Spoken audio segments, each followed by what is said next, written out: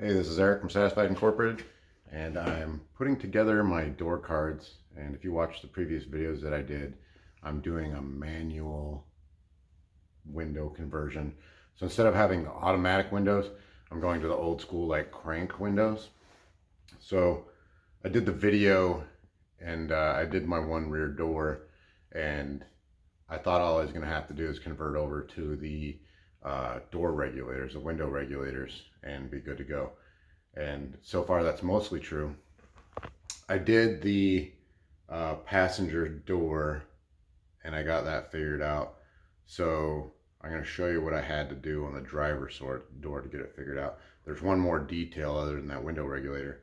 As far as the front doors are concerned, the front doors were straight window regulators, and then you can go into the manual crank. We'll just swap right over.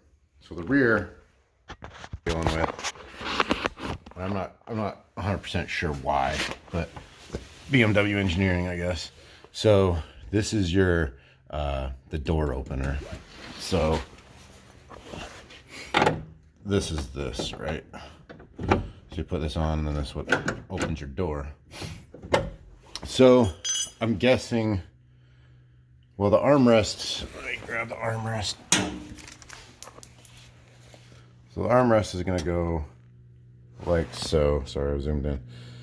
And the thing I guess I don't understand is the old armrest didn't really get in the way of this. So I'm not clear what BMW was doing. I'm sure they had a reason. So anyway, this does not line up with the hole in the door card, even though it would work with that other armrest. It would be fine right there. Basically what you got to do, see these three slots? These three slots will replace these three slots. So you just got to move it back this way a little bit.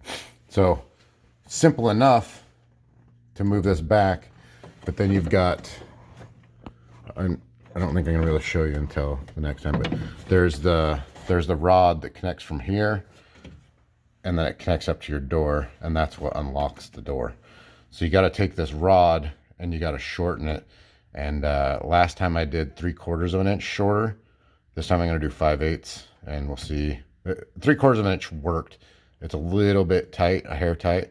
So I'm going to try 5/8 on this one, and we'll see how it goes. So I'll take this all apart, and then I'll clip in the next video. All right, so here's where we're at. So I took this all out. Obviously, that's a piece that needed to come out. And then you got to take this whole door piece off right here. A lot of people know this trick too, but here's a little trick for you. Is you got these decent sized screws. You know, they'd be 2 of them here and then 1 of them here.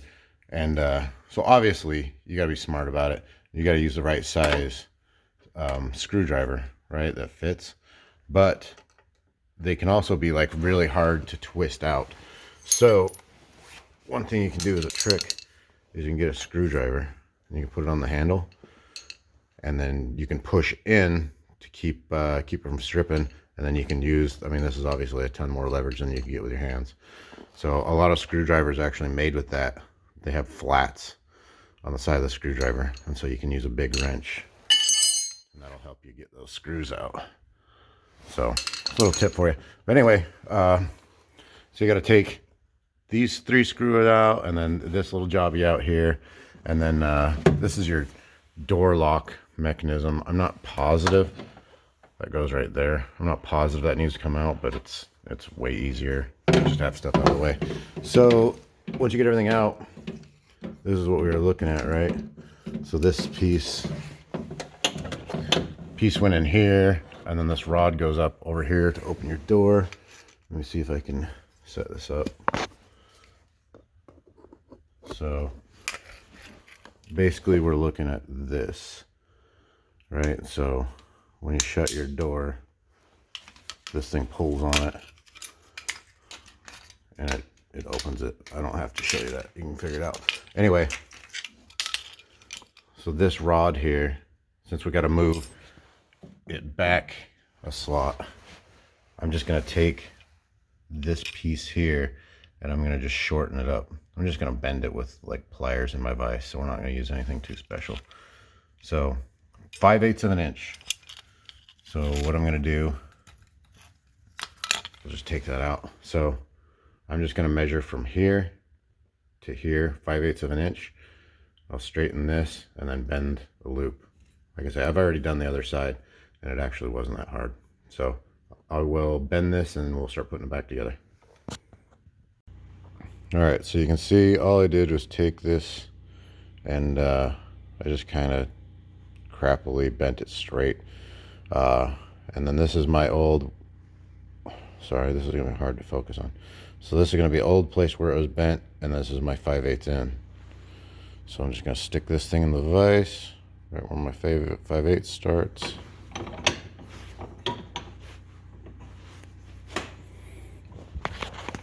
Okay, and then if you can't remember, your loops were the same.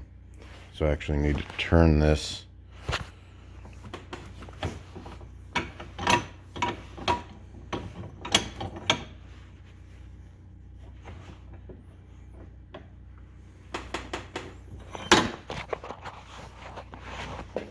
There we go. So now I've got the loop here. I'm just going to bend it the same.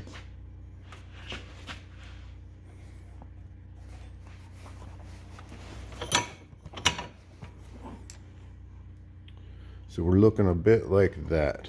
That might be a little bit short too. I might need to rebend that. But all I'm going to do is I'm just going to take this and I'll just stick it in the vise like this, and then I'll hammer it so it looks like that. And then I'll cut off the remaining amount. So this is too hard to do with one hand and hold the phone with the other. So I'm going to finish this up and I'll show you the end result. All right, so here's what I ended up with. I'm going to go on this side. So I'm obviously going to cut just a little bit off here, and then I'll go reinstall it.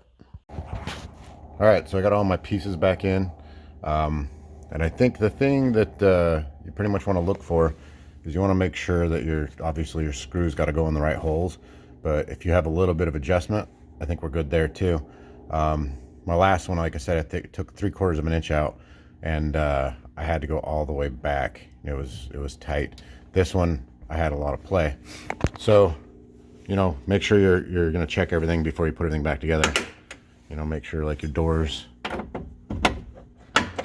unlock. Awesome. And then, you know, just make sure your door locks go in. Make sure your outside handle works. It won't because I was locked. Good to go. So, a little bit more involved than I thought it was going to be, but it's actually not that bad once you figure out that you just have to adjust that little rod.